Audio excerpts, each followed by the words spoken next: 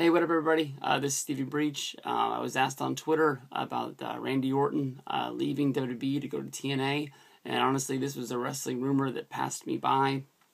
But I dug around and looked into it on the internet to see, what it was and how I missed it. And I guess what happened was Dixie Carter went on her Facebook account the same night that she was on Bellator, announcing that she had re-signed Jeff Hardy to a new deal, and she was promoting King Mo as a TNA superstar, promoting the Impact brand.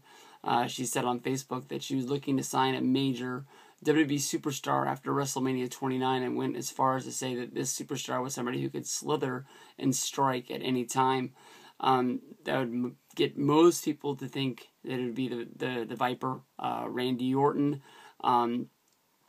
I think this is just, there's no doubt that, she said what she said, but it is stupid to, think that. If you can go back and you remember a couple months, WWE was really putting off using Ric Flair, signing Alex Shelley, and other TNA superstars because they were actually being sued by TNA for, that they said that they were tampering with knowing the dates that WWE was tampering with TNA superstars, knowing what dates that they were able to get out of their deal, even though knowing that, Ric Flair was a good friend of Triple H and a whole lot of people that is in WWE.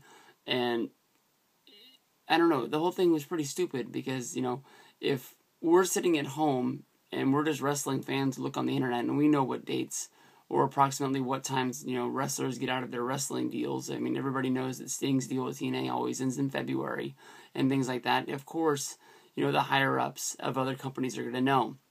Now, Dixie Carter is the head of TNA. She just sued WWE in a lawsuit that went nowhere. Basically, they were just trying to have a holding pattern where WWE wasn't able to sign TNA superstars. That's all basically that they were trying to create, and that's what they did until the court case was actually ended and thrown out. And now she's going and doing the same exact thing that she said they were doing to her. I think most people know that Randy Orton is signed under a major long-term deal. He signed a 10-year deal not that long ago. I would doubt that he's even close to halfway through it.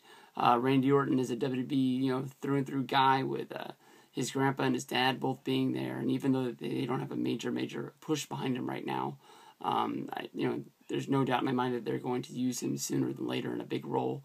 I think there's no way in the world that Randy leaves WWE unless it's another wellness violation and they're forced to fire him.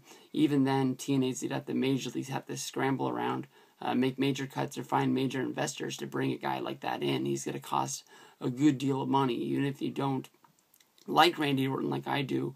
You know that he gets paid a substantial amount of money and that he deserves it. His matches might not be the best, but people really, really do like him. There's a big push behind him. He sells a lot of merchandise, and he has a good home in WWE, and he's going to be there for a long, long time, even if he bores the crap out of people like me and we don't want to see him anymore. But I don't even remember who asked me the question about it, but no, there's no way in the world I believe that Randy Orton really is leaving WWE after WrestleMania 29 heading to TNA.